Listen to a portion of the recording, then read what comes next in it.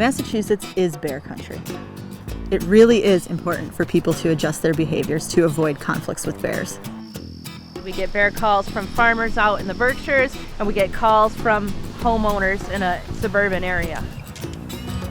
Here in Brookline a few years ago, we had a black bear show up in a neighborhood just like this. I heard the noise, went to investigate, and I saw the bear walk not even 3 feet away from the house. And I had a chain across the top of the can. She opened that can up like a sardine can. It's unbelievable, the strength in the paws. By about the 1970s, we had about 100 bears in Massachusetts. By the 1990s, we had about 1,000. And today, we estimate at least 4,000 bears statewide.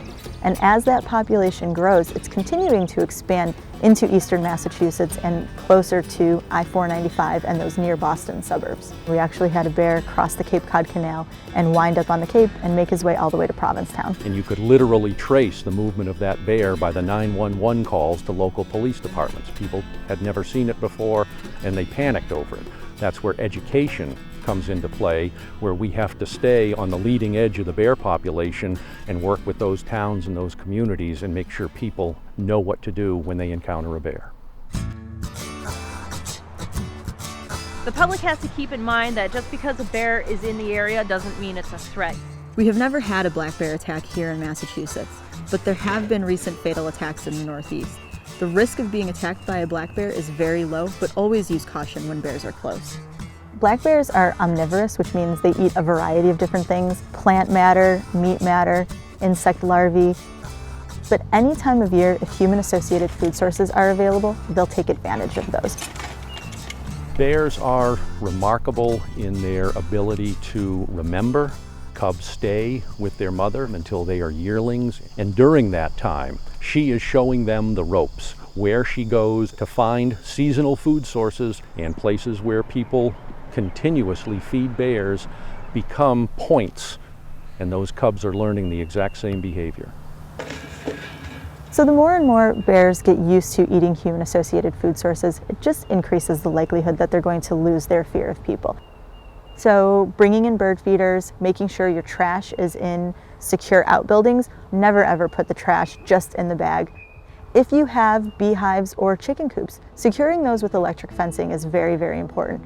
We're not going to change the bears' behavior, but we can change the public's behavior and how they respond to bears being in their community. Bears have become more prevalent. We, as beekeepers, usually prefer to move the hives or put up a bear fence. It's very gratifying to us to see people learning how to coexist with bears. The public needs to take responsibility and make their property unattractive to bears. Ultimately, food sources can lead to a bear that has lost its fear of humans, and it will be euthanized when it becomes a public safety threat.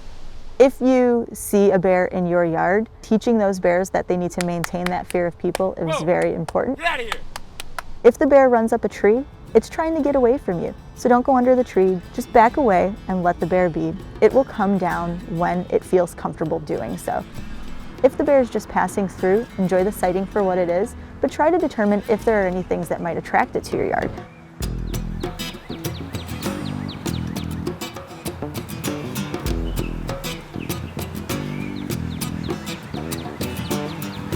Massachusetts is the third most densely populated state in the country, and you have a lot of people on a very small chunk of land living with at least 4,000 black bears.